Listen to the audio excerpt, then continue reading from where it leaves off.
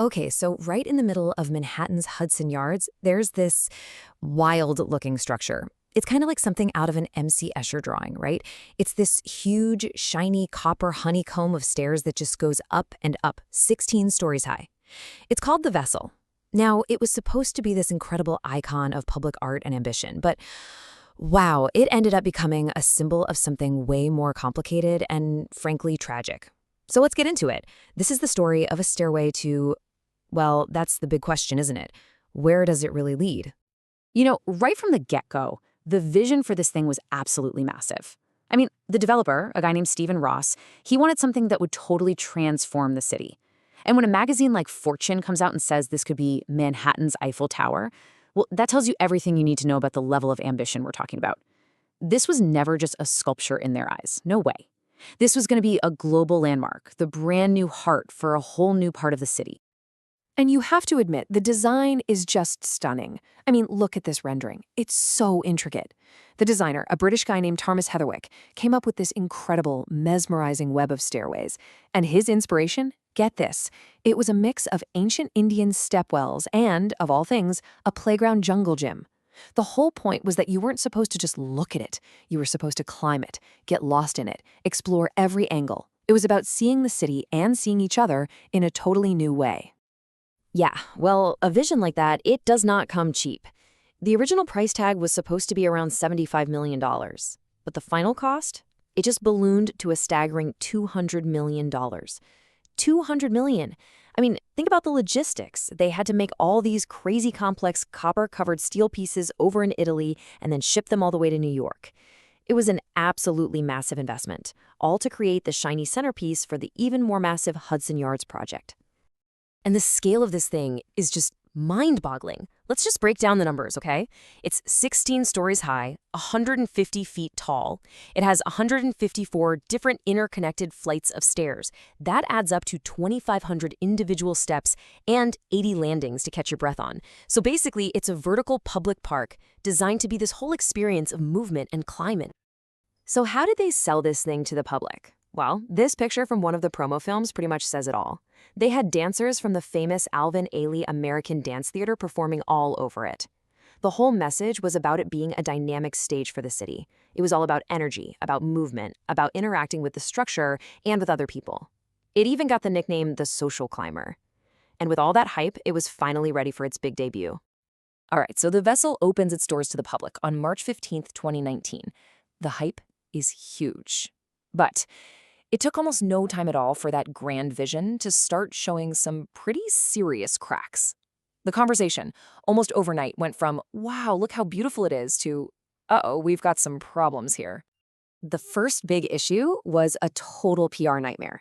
So you've got this landmark that's being sold as a public square for New York, right? It was even built with a lot of tax breaks. But then people started reading the fine print, the terms and conditions, and it turned out the private developer claimed they owned every single photo you took while you were there for their commercial use. People were furious, and the backlash was so fast and so intense that they had to backtrack and change the policy, but, the damage was kind of done. It made everyone ask, wait a minute, who is this space really for? And that led to an even deeper, more fundamental criticism. Think about it. A building that is almost entirely made of 2,500 stairs? What about people who can't climb stairs? Critics immediately jumped on this, pointing out that the one tiny elevator felt like a total afterthought. It basically made the entire experience inaccessible for so many people. And a lot of folks argued it completely violated the whole spirit of the Americans with Disabilities Act. But as big as those early controversies were, they were about to be completely overshadowed by something far, far more devastating. The story of the Vessel was about to take a really dark and truly irreversible turn. 4. Between February of 2020 and July of 2021, 4 young people died by suicide at the Vessel. The youngest was only 14 years old. It's just a shocking and heartbreaking number. This timeline here, it's just chilling to look at. The first tragedy was in February 2020, then another in December. After the third death in January 2021, they finally closed the Vessel down for the first time. It reopened a few months later with new rules they hoped would help, but it didn't work. Just 2 months later, a 14-year-old boy died. And that was it. The vessel was closed again, and this time indefinitely. Its entire future was suddenly completely up in the air. Now, it's really important to remember, for a lot of people, the experience was exactly what the designers had hoped for. I mean, thousands and thousands of visitors climbed the vessel, and they loved it. They left reviews calling it an unforgettable experience with absolutely amazing views. But at the same time, in the public conversation, especially online, things got really, really dark. Morbid nicknames started popping up everywhere, completely changing how people saw the structure. It went from being a work of art to a place of tragedy. And yeah, the contrast is just jarring. So this created a massive crisis, not just architectural, but ethical.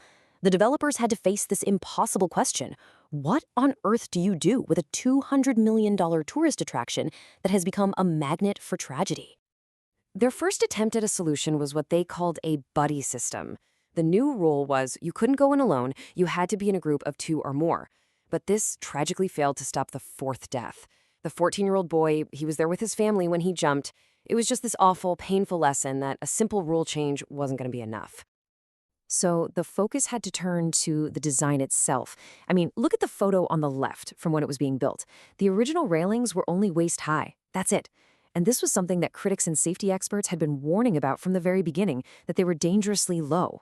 So finally, after being closed for years, they made a huge physical change. You can see it on the right. They installed floor-to-ceiling steel mesh netting on most of the levels. It completely changed the open-air feeling, but it was done for safety. And this quote from the local community board chair, Jessica Chait, really sums up how a lot of New Yorkers felt about it. There was this sense of relief that something was finally done. But underneath that, there was just so much frustration and anger that it took 4 people losing their lives for these changes to finally be made. You know, this whole story, it really forces us to zoom out and ask some much bigger questions. This isn't just about one building anymore. It's about what we value in our public spaces.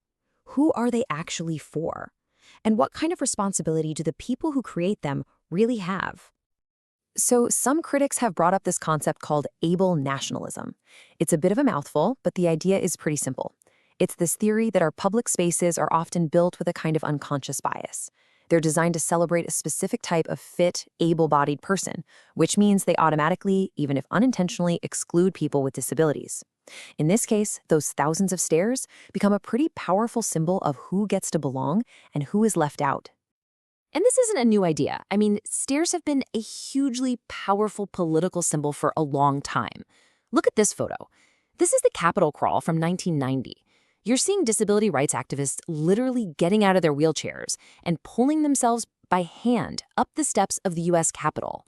It is such a raw and powerful protest against a world that is, by its very design, disabling to so many people. So all of this leaves us with these huge, lingering questions. Like, can you really call a space public if huge parts of the public can't even access it? How much does the design of a place actually influence our behavior and even our safety? And after all this, what even is the vessel now? Is it still a work of art? Is it a tourist trap? Or is it a tragic monument to a massive design failure? Ultimately, the story of the vessel really forces all of us to think about one fundamental question. When we build these grand new things in our cities, what is our biggest responsibility? Is it just to make something that looks spectacular and gets on Instagram? Or is it to create something that is deeply, genuinely humane? Something that is safe and something that is truly welcoming for everyone? I think that's the real question this $200 million stairway leaves us all to grapple with.